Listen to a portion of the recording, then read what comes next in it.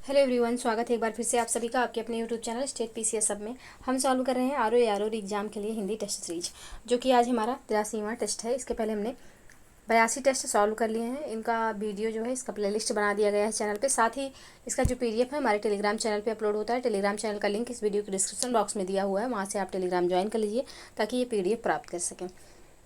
तो चलिए आगे बढ़ते हैं, यहाँ पे सॉल्व करते हैं। आप लोग टारगेट लेकर चलिएगा 55 प्लस क्वेश्चन, यानी कि 55 प्लस क्वेश्चन आपका सही होना चाहिए। कमेंट सेक्शन में ज़रूर बताइएगा कि आपके कितने क्वेश्चन सही हो रहे हैं। तो चलिए आगे बढ़ते हैं और स्टार्ट करते हैं अपना एक टेस्ट सीरीज।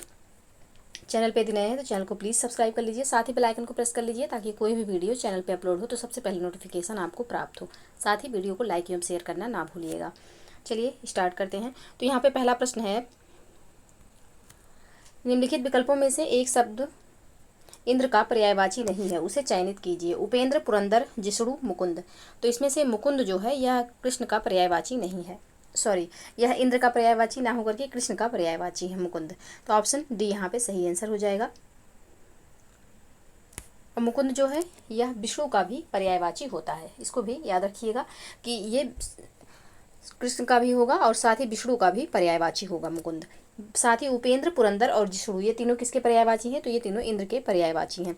तो ऑप्शन डी सही आंसर। नेक्स्ट प्रश्न है, सन्यासी का पर्यायवाची नहीं है। विरत, दंडी, परिवारवाजक, अंत। तो इसमें से कौन सा सन्यासी का पर्यायवाची नहीं है? तो पर्यायवाची इसमें जो सन्यासी का नहीं है वह है ऑप्शन डी। अंत जो है यह सन्यासी का पर्यायवाची नहीं है।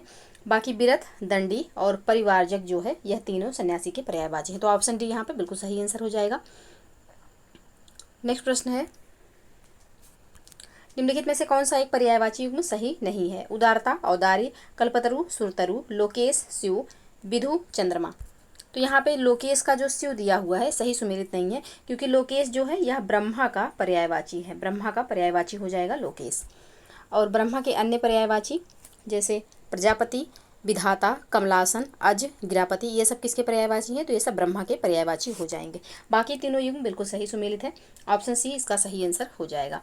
नेक्स्ट प्रश्न है, प्रभूत किसका पर्यायवाची शब्द है? बहुत का, पर्याप्त का, प्रचुर का या फिर सभी का? तो प्रभूत जो है यह जो है बहुत का भी हो जाएगा, पर्याप्त का भी हो जाएगा और प्रचुर का भी पर्यायवाची हो जाएगा। तो यहाँ पे ये तीनों शब्दों का पर्यायवाची प्रभूत होगा। तो ऑप्शन डी यहाँ पे बिल्कुल सही आंसर हो जाएगा। नेक्स्ट प्रश्न है, पर्यायवाची के दृष्टि से निम्नलिखित में से कौन सा एक विकल्प शुद्ध है? सिंधुसुता, कमला, भार्गवी, पद्मा, यमुना, समुद्रजा, अर्कजा, महिसुता, यक्षपति, धनपति, मेघपति, निर्जरपति, धनंजय, राधे, कौंतेय, उडुप। तो कौन सा एक ऐसा ऑप्शन है जिसमें एक जो विकल्प यहाँ पे जो शब्द दिए हुए हैं किसी एक ही के पर्यायवाची हैं? तो यहाँ पे पूछा गया कौन सा विकल्प शुद्ध है। तो इसका जो सही आंसर हो जाएगा यह हो जाएगा ऑप्शन ए, क्योंकि कमला, सिंधुसुता, भार्गवी और पद्मा ये सब किसके पर्यायवाची हैं? तो ये लक्ष्मी जी के पर्यायवाची हो जाएंगे। तो ऑप्शन ए यहाँ पे बिल्कुल सही आंसर हो जाएगा। नेक्स्ट प्रश्न है, नखायुध, चित्रक, शार्दूल किसके पर्यायवाची शब्द हैं? हाथी के, सिंह के, मोर के या फिर सांप के? तो ये तीनों शब्द जो है ये किसके पर्यायवाची? तो सिंह के पर्यायवाची हो जाएंगे। ऑप्शन बी बिल्कुल सही आंसर। नेक्स्ट प्रश्न है, बिसिक का पर्यायवाची शब्द है? बाण, बाघ, ब्राह्मण या फिर भारती? तो बिसिक जो है किसका पर्यायवाची है? तो बिसिक जो है यह बाण का पर्यायवाची हो जाएगा। बाण के अन्य पर्यायवाची तीर, सर, आशुग, सिलीमुख और इशु भी, इशु, नराच, ये सब किसके पर्यायवाची हैं? तो ये सब बाण के पर्यायवाची हो जाएंगे। तो यहाँ पे ऑप्शन ए इसका सही आंसर हो जाएगा। तो यहाँ पे ऑप्शन ए बिल्कुल सही आंसर हो जाएगा। नेक्स्ट प्रश्न है, सम्राट का पर्यायवाची है? सम्राट का पर्यायवाची कौन सा होगा? अधीश्वर, जगत, भूषण या फिर मुकुंद? तो यहाँ पे अधीश्वर जो है यह सम्राट का पर्यायवाची हो जाएगा। ऑप्शन ए यहाँ पे बिल्कुल सही आंसर होगा। बाकी जगत जो है यह संसार का पर्यायवाची होगा। भूषण जो है यह गहने का पर्यायवाची है। और मुकुंद जो है यह कृष्ण या फिर जो है विष्णु का पर्यायवाची होता है। तो मुकुंद को याद रखिएगा, कृष्ण का भी पर्यायवाची है और विष्णु जी का भी पर्यायवाची हो जाएगा। तो ऑप्शन ए यहाँ पे बिल्कुल सही आंसर हो जाएगा। नेक्स्ट प्रश्न है, निम्नलिखित में से कौन सा एक तलवार का पर्यायवाची शब्द है? द्रुम, तरु, करवाल, पिशुन? तो यहाँ पे इसका जो सही आंसर हो जाएगा यह हो जाएगा ऑप्शन सी, करवाल। करवाल जो है यह तलवार का पर्यायवाची है। तलवार के अन्य पर्यायवाची हो जाएंगे खड़ग, चंद्रहास, कृपाण, असी। बाकी तरु तथा द्रुम ये सब किसके पर्यायवाची हैं? तरु और द्रुम ये वृक्ष के पर्यायवाची हो जाएंगे। पिसुन जो है यह कौवे का पर्यायवाची होगा। तो ऑप्शन सी बिल्कुल सही आंसर। नेक्स्ट प्रश्न है, रेवती रमण किसका पर्यायवाची है? लक्ष्मण का, बलराम का, कृष्ण का या फिर गणेश का? तो रेवती रमण जो है या बलराम का पर्यायवाची होगा। ऑप्शन बी बिल्कुल सही आंसर हो जाएगा। नेक्स्ट प्रश्न है, निम्नलिखित में से कौन सा कथित शब्द का विलोम है? अकथ्य, कथ्य, कथनीय या फिर इनमें से कोई नहीं? तो कथित का जो सही विलोम हो जाएगा यह हो जाएगा आकथित, जो कि ऑप्शन में नहीं है। तो इसका जो सही आंसर ऑप्शन डी हो जाएगा। कथ्य का विलोम आकथ्य हो जाएगा, कथनीय का विलोम हो जाएगा आकथनीय। तो यहाँ पे कथित पूछा गया है, कथित का विलोम होगा आकथित। तो यहाँ पे ऑप्शन में नहीं है, तो ऑप्शन डी बिल्कुल सही आंसर हो जाएगा। नेक्स्ट प्रश्न है, बंध्या का विलोम है संध्या, उर्वरा, आकृष्ट या फिर निर्झरा? तो यहाँ पे बंध्या का जो सही विलोम हो जाएगा यह हो जाएगा उर्वरा। ऑप्शन बी यहाँ पे बिल्कुल सही आंसर। नेक्स्ट प्रश्न है, निम्नलिखित में से कौन सा एक विलोम युग्म सही सुमेलित नहीं है? शब्द है, दूसरी तरफ विलोम दिया हुआ है। इति, अथ, उत्साह, निरुत्साह, खंडन, विखंडन, गृही, सन्यासी। कौन सा यहाँ पे सही सुमेलित नहीं है? तो इसका जो सही आंसर हो जाएगा यह हो जाएगा ऑप्शन सी। खंडन का जो यहाँ पे विखंडन दिया हुआ है यह सही सुमेलित नहीं है। खंडन का विलोम हो जाएगा यहाँ पे मंडन। मंडन इसका सही विलोम होगा। तो ऑप्शन सी बिल्कुल सही आंसर है। बाकी तीनों युग्म बिल्कुल सही सुमेलित हैं। नेक्स्ट प्रश्न है, नैसर्गिक का विलोम है अनैसर्गिक, कृत्रिम, दोनों या फिर इनमें से कोई नहीं? तो नैसर्गिक का विलोम जो है यह अनैसर्गिक और कृत्रिम दोनों हो जाएगा। तो ऑप्शन सी इसका सही आंसर होगा। नेक्स्ट प्रश्न है, निम्नलिखित में से कौन सा एक विलोम युग्म त्रुटिपूर्ण नहीं है? आहार, विहार, अनुग्रह, आग्रह, निंद्य, वंद्य, आमिष, सामिष। तो कौन सा यहाँ पे पूछा गया, कौन सा एक युग्म त्रुटिपूर्ण नहीं है, यानी कौन सा एक अकेले सही है? तो इसका जो सही आंसर हो जाएगा यह हो जाएगा ऑप्शन सी। निंद का जो बंद दिया हुआ है बिल्कुल सही विलोम दिया हुआ है। बाकी आहार का यहाँ पे जो विलोम जो है विहार दिया हुआ है, ये दोनों अलग अर्थ प्रकट कर रहे हैं। बाकी अनुग्रह का जो सही विलोम हो जाएगा यह हो जाएगा विग्रह। विग्रह और आमिष और सामिष ये दोनों समानार्थी हैं, यानी कि आमिष और सामिष दोनों का अर्थ होता है कि मांस खाने वाला। इसका जो सही विलोम हो जाएगा यह हो जाएगा निरामिष। निरामिष। तो यहाँ पे ऑप्शन सी जो है पहले से सही सुमेलित है, यही इसका आंसर होगा। नेक्स्ट प्रश्न है, विधि का विलोम है निधि, विधिक, विधिहीन या फिर निषेध?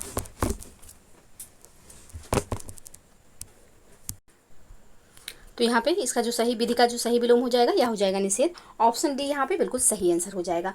नेक्स्ट प्रश्न है, लब्ध लब्ध का सर्वथा उपयुक्त विलोम शब्द है प्रदत्त, अप्रदत्त, विलब्ध या फिर बंधन? तो लब्ध का जो सही विलोम शब्द हो जाएगा यह हो जाएगा प्रदत्त। ऑप्शन ए में है, ऑप्शन ए बिल्कुल सही आंसर हो जाएगा। नेक्स्ट प्रश्न है, हेय का विलोम है देय, हिंसा, उपादेय, इनमें से कोई नहीं?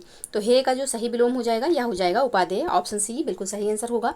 नेक्स्ट प्रश्न है, निम्नलिखित विलोम शब्द युग्म में से कौन सा एक गलत है? एक तरफ शब्द है, दूसरी तरफ विलोम दिया हुआ है। सुगम, अगम, क्षीण, पुष्ट, सूरता, वीरता, लिप्त, निर्लिप्त। तो कौन सा इसमें से एक गलत है? तो इसका जो सही आंसर हो जाएगा यह हो जाएगा ऑप्शन सी। सूरता का जो यहाँ पे वीरता दिया हुआ है दोनों समानार्थी हैं, यानी कि जो सूरता होता है यानी कि सूर इंसान उसी को कहा जाता है जो वीर होता है। तो यहाँ पे सूरता और वीरता दोनों समानार्थी हैं। इनका जो दोनों का विलोम हो जाएगा यह हो जाएगा भीरुता। भीरुता इसका सही विलोम हो जाएगा। तो ऑप्शन सी इसका सही आंसर होगा। यही एक गलत सुमेलित था, इसको भी हमने सही आंसर इसका देखा।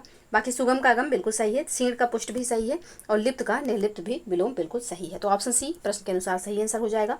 नेक्स्ट प्रश्न है, निम्नलिखित युग्मों में से कौन सही सुमेलित है? एक तरफ शब्द है, दूसरी तरफ विलोम दिया हुआ है।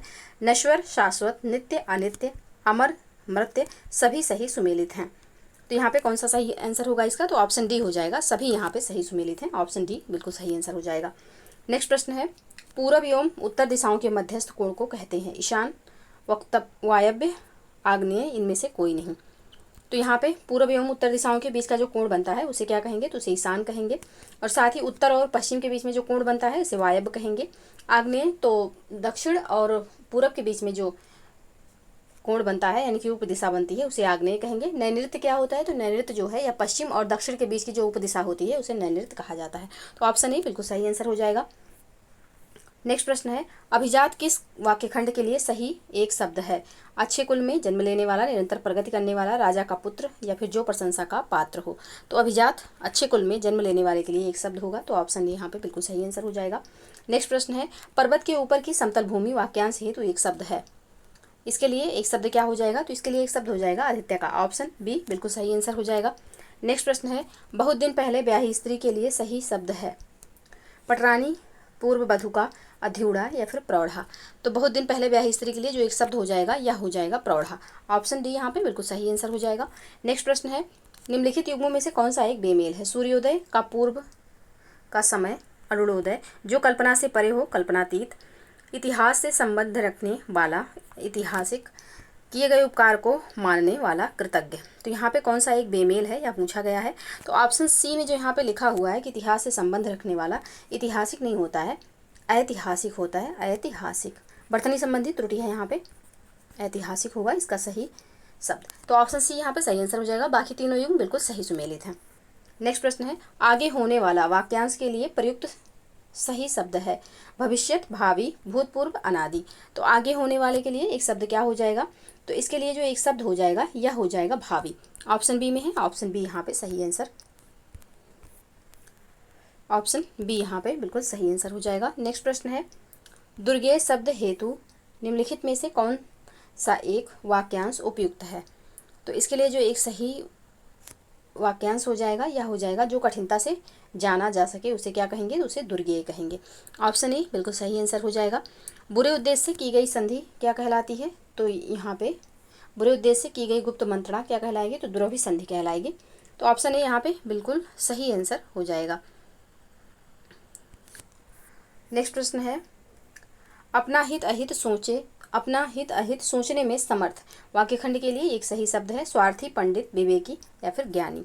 तो यहाँ पे अपना हित अहित सोचने में समर्थ वाक्य खंड के लिए जो एक शब्द हो जाएगा वह होगा विवेकी। ऑप्शन सी यहाँ पे सही आंसर हो जाएगा। नेक्स्ट प्रश्न है, प्रतिवादी के लिए उचित वाक्यांश है? जिस पर मुकदमा चलाया गया हो, जो मुकदमा दायर करे, जो दायर मुकदमे का प्रतिकार करे या फिर इनमें से कोई नहीं। तो इसके लिए जो सही शब्द हो जाएगा यह हो जाएगा, जो प्रतिवादी शब्द है इसके लिए जो एक वाक्य होगा यह हो जाएगा, जो दायर मुकदमे का प्रतिकार करे। ऑप्शन सी यहाँ पे बिल्कुल सही आंसर हो जाएगा। जिस पर मुकदमा चलाया गया हो उसे क्या कहेंगे? तो जिस पर मुकदमा चलाया गया हो उसे अभियुक्त कहेंगे। जो मुकदमा दायर करे उसे क्या कहेंगे? तो उसे कहेंगे वादी। और जो दायर मुकदमे का प्रतिकार करे उसे प्रतिवादी कहेंगे। ऑप्शन सी बिल्कुल सही आंसर होगा। नेक्स्ट प्रश्न है, जिसकी गणना ना की जा सके वाक्यांश के लिए सही एक शब्द है? नगण्य, गणनीय, अगणनीय या फिर अगण्य। तो जिसकी गणना ना की जा सके उसके लिए जो सही एक शब्द हो जाएगा यह हो जाएगा अगणनीय। ऑप्शन सी बिल्कुल सही आंसर होगा। नेक्स्ट प्रश्न है, अवश्याय किस एक का तत्सम शब्द है? तो यह ओष का है। ऑप्शन बी बिल्कुल सही आंसर हो जाएगा। नेक्स्ट प्रश्न है, निम्नलिखित में से कौन सी एक तत्सम शब्दों की सही जोड़ी नहीं है? चक्र, चर्मण, षटक, सटक, ज्ञातिगृह, परख, मक्षिका, हरिद्रा। तो कौन सा इसमें एक जो तत्सम शब्दों का सही जोड़ी नहीं है? तो इसका जो सही आंसर हो जाएगा यह हो जाएगा ऑप्शन सी। ज्ञातिगृह का जो परख दिया हुआ है, ये दोनों इसमें से ज्ञातिगृह जो है यह तो तत्सम है, लेकिन परख जो है यह तद्भव है। इसका जो सही तत्सम हो जाएगा यह हो जाएगा परीक्षा। तो ऑप्शन सी यहाँ पे सही आंसर होगा। बाकी तीनों युग्म बिल्कुल सही सुमेलित हैं। नेक्स्ट प्रश्न है, निम्नलिखित में से कौन सा एक तत्सम शब्द तत्सम तद्भव युग्म गलत है? ज्ञान, जानना, ताम्र, तांबा, स्तोक, फिटकरी, प्रणाल, प्रणाला। तो इसका जो सही आंसर हो जाएगा यह हो जाएगा ऑप्शन सी। ऑप्शन सी यहाँ पे सही सुमेलित नहीं है। स्फटिक जो है, फिटकरी का जो तत्सम होता है स्फटिक होता है। फिटकरी जो है यह तद्भव है और इसका तत्सम हो जाएगा स्फटिक। इस तरीके से लिखा जाएगा। बाकी यहाँ पे स्तोक का जो तद्भव होगा यह हो जाएगा थोड़ा। स्तोक जो है या तत्सम है, इसका जो तद्भव होगा यह हो जाएगा थोड़ा। तो ऑप्शन सी सही सुमेलित नहीं है, ये इसका आंसर हो जाएगा। बाकी तीनों युग्म बिल्कुल सही सुमेलित हैं। नेक्स्ट प्रश्न है, नक्र तत्सम शब्द का तद्भव होगा? तो इसका जो तद्भव होगा यह नाक हो जाएगा। ऑप्शन बी बिल्कुल सही आंसर। नख जो है इसका जो तद्भव होगा नाखून हो जाएगा। नींबू जो है इसका तद्भव होगा नींबू। और साथ ही नया जो है इसका जो तत्सम होगा यह हो जाएगा 90। तो यहाँ पे ऑप्शन बी नक्र तत्सम शब्द है, इसका तद्भव नाक हो जाएगा। ऑप्शन बी बिल्कुल सही आंसर होगा। नेक्स्ट प्रश्न है, बछड़ा का सही तद्भव है? वत्स गलत दिया हुआ है, तद्भव नहीं, यहाँ पे तत्सम होना चाहिए। तत्सम, बछड़ा का तत्सम, बछड़ा खुद अपने आप में तद्भव ही है, तो बछड़ा का जो तत्सम होगा क्या हो जाएगा? तो यह हो जाएगा वत्स। ऑप्शन ए बिल्कुल सही आंसर। नेक्स्ट प्रश्न है, निम्नलिखित में से कौन सा एक शब्द तत्सम नहीं है? प्रतिवेशी, ध्वनि, दीपावली, थोड़ा। तो अभी हमने देखा थोड़ा जो है, थोड़ा का जो तत्सम होता है स्तोक होता है, स्तोक। तो यहाँ पे थोड़ा जो है तद्भव है, यही इसका सही आंसर हो जाएगा। बाकी ये तीनों शब्द तत्सम है। पड़ोसी, प्रतिवेशी का तद्भव हो जाएगा पड़ोसी। ध्वनि जो है इसका तद्भव हो जाएगा धुन। और दीपावली का जो तद्भव होगा यह हो जाएगा दिवाली। तो ऑप्शन डी यहाँ पे बिल्कुल सही आंसर हो जाएगा। नेक्स्ट प्रश्न है, एक तत्सम शब्द है। भीतर, बेर, प्रागुण, रैन। तो प्रागुण जो है यह यहाँ पे एक तत्सम शब्द है। भीतर का तत्सम हो जाएगा अभ्यंतर। बेर का तत्सम हो जाएगा बदरी। और रैन का जो तत्सम होगा क्या हो जाएगा, तो रैन का तत्सम हो जाएगा रजनी। तो ऑप्शन सी यहाँ पे सही आंसर होगा। नेक्स्ट प्रश्न है, निम्नलिखित में से कौन सा एक तद्भव शब्द है। मक्खन, शकुन, हस्ती, शून्य। तो यहाँ पे मक्खन जो है यही जो है तद्भव शब्द है। इसका जो तत्सम होगा यह क्या हो जाएगा, तो यह हो जाएगा मरक्षण। मरक्षण इस तरीके से लिखा जाएगा। तो ऑप्शन ए बिल्कुल सही आंसर होगा। नेक्स्ट प्रश्न है, हथौड़ा का तत्सम है। तो हथौड़ा का तत्सम हस्त होता है। ऑप्शन ए बिल्कुल सही आंसर होगा। नेक्स्ट प्रश्न है, निम्नलिखित तत्सम तद्भव शब्द युग्मों में से कौन सा एक युग्म सही सुमेलित नहीं है। सपत्नी, सौत, कर्पूर, कपूर, संड, साढ़, शक्कर, शर्करा। तो यहाँ पे कौन सा एक सही सुमेलित नहीं है, तो शक्कर का जो यहाँ पे शर्करा दिया हुआ स्थान परिवर्तित हो गया है। शर्करा जो है यह तत्सम है और शक्कर जो है यह तद्भव है। यहाँ पे पूछा गया है तत्सम तद्भव, तो ये सारे शब्द तत्सम है और ये जो इस सीक्वेंस में दिए हुए हैं ये तद्भव हैं। तो यहाँ पे स्थान परिवर्तित होने की वजह से ये विकल्प जो है सही सुमेलित नहीं है। तो ऑप्शन डी यहाँ पे सही आंसर हो जाएगा। नेक्स्ट प्रश्न है, निम्नलिखित में से एक शुद्ध बर्तनी वाला शब्द है। किसकी बर्तनी यहाँ पे शुद्ध है।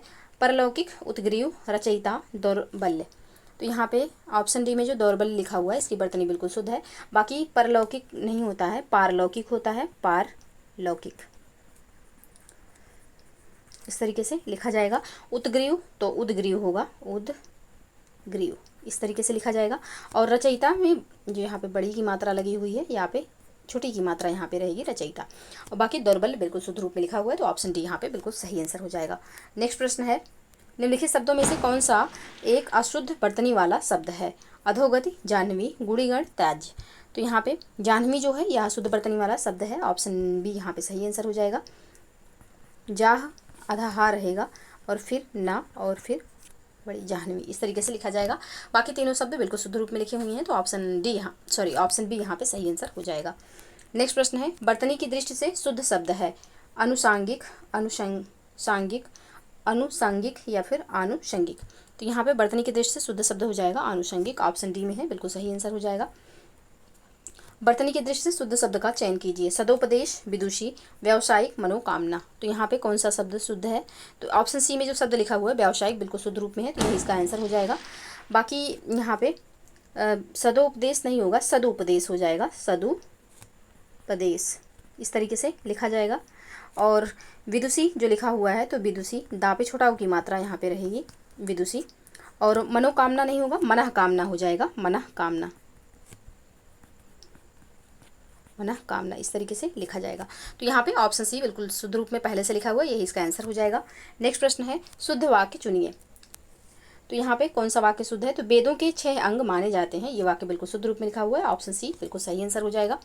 नेक्स्ट प्रश्न है, निम्नलिखित में से अशुद्ध बर्तनी वाला शब्द है। टिप्पणी, मिष्टान्न, तात्कालिक, राहुल, सांकृत्यायन। तो यहाँ पे ऑप्शन डी में जो राहुल सांस्कृत्यायन लिखा हुआ है गलत लिखा हुआ है। राहुल ठीक है, लेकिन सांस्कृत्यायन यहाँ पे जो लिखा हुआ है सांकृत्यायन है। इस तरीके से लिखा जाएगा, ना कि यहाँ पे जो आधा सा और एक्स्ट्रा लगा हुआ गलत है। तो यहाँ पे ऑप्शन डी इसका सही आंसर हो जाएगा। बाकी तीनों शब्द जो लिखे हुए हैं बिल्कुल शुद्ध रूप में लिखे हुए हैं। तो ऑप्शन डी बिल्कुल सही आंसर। नेक्स्ट प्रश्न है, निम्नलिखित में से एक शुद्ध वाक्य है। मधुमोहन या सोहन जाएगा। मोहन, सोहन और दीपक दिल्ली जा रहा है। पेड़ से फल आ रहे हैं, अनेकों बार देख चुका हूँ। तो कौन सा वाक्य यहाँ पे शुद्ध है, तो इसका जो सही आंसर हो जाएगा ऑप्शन ए यहाँ पे सही आंसर हो जाएगा। मधुमोहन या सोहन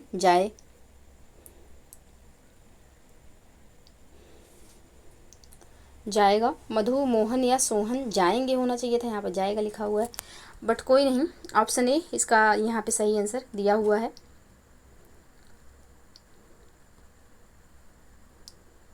बाकी ऑप्शन बी में जो है कि मोहन, सोहन और दीपक दिल्ली जा रहा है, इसका जो शुद्ध रूप होगा कि मोहन, सोहन और दीपक दिल्ली जा रहे हैं।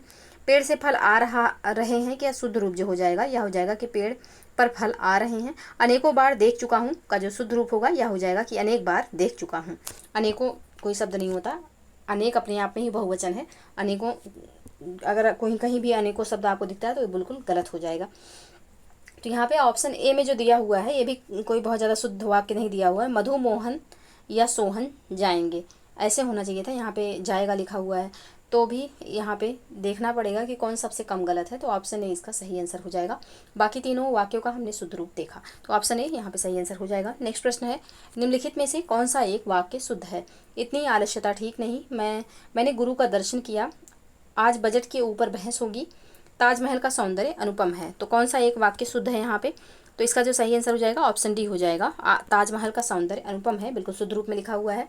बाकी यहाँ पे जो दिया हुआ है कि इतनी आलस्यता ठीक नहीं, तो यहाँ पे इसका शुद्ध रूप हो जाएगा कि इतना आलस्य ठीक नहीं। और ऑप्शन बी में जो शब्द है कि मैंने गुरु का दर्शन किया, इसका शुद्ध रूप हो जाएगा मैंने गुरु के दर्शन किए। और ऑप्शन सी में जो है कि आज बजट के ऊपर बहस होगी, इसका शुद्ध रूप हो जाएगा कि आज बजट पर बहस होगी। ऑप्शन डी में जो वाक्य है बिल्कुल शुद्ध रूप में, यही इसका आंसर हो जाएगा।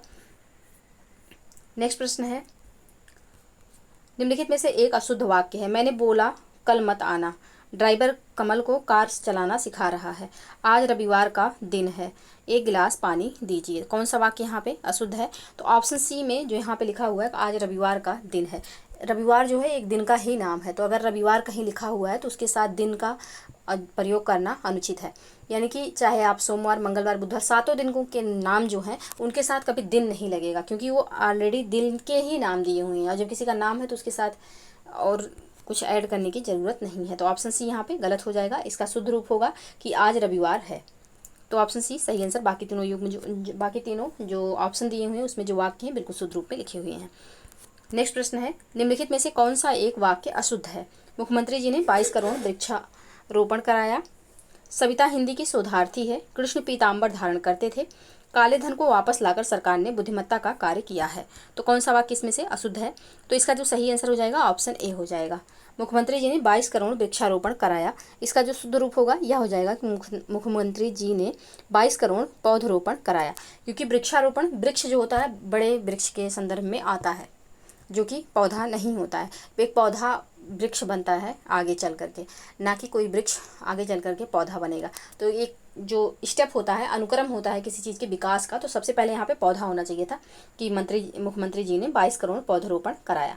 तो यहाँ पे इस वजह से वृक्षारोपण लिखा हुआ है, इसकी वजह से ये गलत हो जाएगा। तो यही इसका आंसर होगा। बाकी ये तीनों वाक्य जो लिखे हुए हैं बिल्कुल शुद्ध रूप में लिखे हुए हैं। नेक्स्ट प्रश्न है, एक विशेष पद है, स्त्रैण, मात्रिक, विधान, क्षुब्ध। कौन सा इसमें से जो है विशेष है? तो इसका जो सही आंसर हो जाएगा यह हो जाएगा विधान। विधान जो है यह विशेष है, इसका जो विशेषण होगा यह हो जाएगा वैधानिक।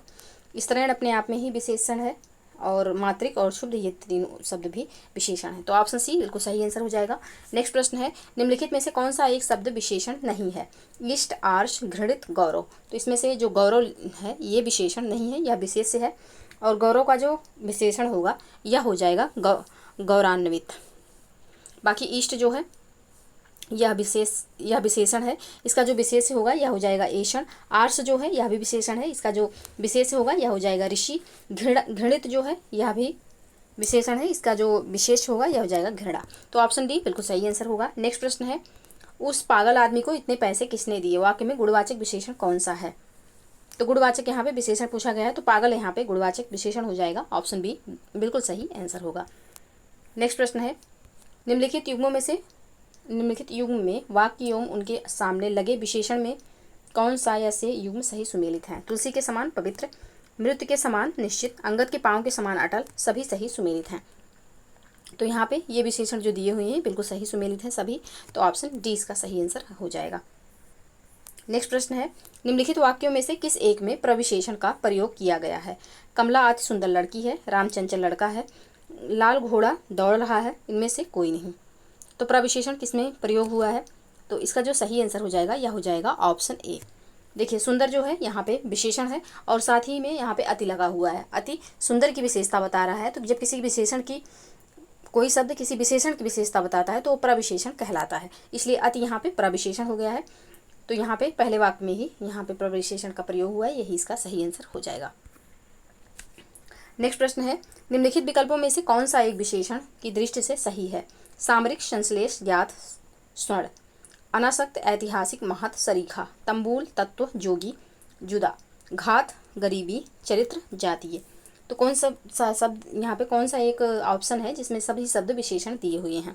तो इसका जो सही आंसर हो जाएगा यह हो जाएगा ऑप्शन बी। अनासक्त, ऐतिहासिक, महत् और सरीखा, ये जो सभी शब्द हैं ये विशेषण हैं, तो ऑप्शन बी यहाँ पे सही आंसर हो जाएगा। अनासक्त जो है यह विशेषण है, इसका जो विशेष से होगा यह हो जाएगा अनासक्ति। और ऐतिहासिक जो है यह भी विशेषण है, इसका जो विशेष से होगा यह हो जाएगा इतिहास। महत् जो है यह भी विशेषण है, इसका जो विशेष से होगा यह हो जाएगा महत्व। सरीखा जो है यह भी विशेषण है, इसका जो विशेष से होगा यह हो जाएगा जो है सरीखा। जो है सरीखा मतलब होता है समान, तो यहाँ पे सरीखा जो है अपने आप में भी एक विशेषण है, और इसका जो विशेष से होगा यह हो जाएगा समान ही, इसका विशेष से होना चाहिए। तो यहाँ पे इस अनासक्त, ऐतिहासिक, महत् और सरीखा ये शब्द जो हैं ये सब विशेषण हैं, ऑप्शन बी इसका सही आंसर हो जाएगा। नेक्स्ट प्रश्न है, निम्नलिखित में से कौन सा एक विशेष विशेषण युग्म नहीं है? पथ, पाथेय, फेन, फेनिल, विरोध, विरुद्ध, हार्दिक, हृदय। तो कौन सा ऐसा शब्द है जिसमें विशेष विशेषण का युग्म नहीं है?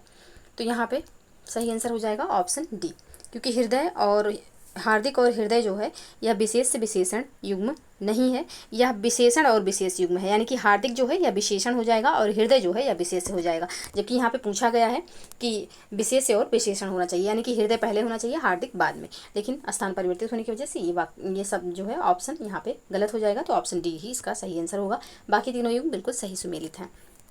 नेक्स्ट प्रश्न है, निम्नलिखित शब्दों में से कौन सा एक विशेष है? अजित, अंतर, अधिकारी, आंतरिक। तो यहाँ पे विशेष से कौन सा शब्द है? तो यहाँ पे अंतर जो है या विशेष है, इसका जो विशेषण हो जाएगा यह हो जाएगा आंतरिक। तो ऑप्शन बी यहाँ पे सही आंसर होगा। नेक्स्ट प्रश्न है, जिस विकारी शब्द से संज्ञा की व्याप्ति मर्यादित होती है उसे कहते हैं विशेषण। ऑप्शन बी यहाँ पे सही आंसर हो जाएगा। नेक्स्ट प्रश्न है, निम्नलिखित शब्द युग्मों में से कौन सा एक सही विशेष शब्द युग्म नहीं है? परख, प्राचीन, तबाही, तटस्थता, फौजी, फुर्तीला, झूठा, झंकृत। तो यहाँ पे कौन सा सही विशेष शब्द युग्म नहीं है? तो यहाँ पे इसका जो सही आंसर हो जाएगा यह हो जाएगा ऑप्शन बी। तबाही का जो तटस्थता यहाँ पे दिया हुआ है, तो तबाही एवं तटस्थता विशेषण है, दोनों शब्द यहाँ पे विशेषण है, जबकि विशेष से पूछा गया है। और इसका जो विशेष हो जाएगा, तबाही का जो विशेष से होगा यह तबाह हो जाएगा, और तटस्थता का जो विशेष से होगा यह हो जाएगा तटस्थ। तो ऑप्शन बी यहाँ पे सही आंसर होगा। तो ये रहे 60 प्रश्न जिनको हमने सॉल्व किया। आई होप आप लोगों को वीडियो पसंद आए तो लाइक एवं शेयर जरूर कर दिएगा। चैनल पे नए हैं तो चैनल को प्लीज़ सब्सक्राइब कर लीजिए। मिलते हैं नेक्स्ट क्लास में। आप लोग कमेंट सेक्शन में अपने स्कोर जरूर शेयर करिएगा। पढ़ते रहिए, स्वस्थ रहिए। जय हिंद, जय भारत।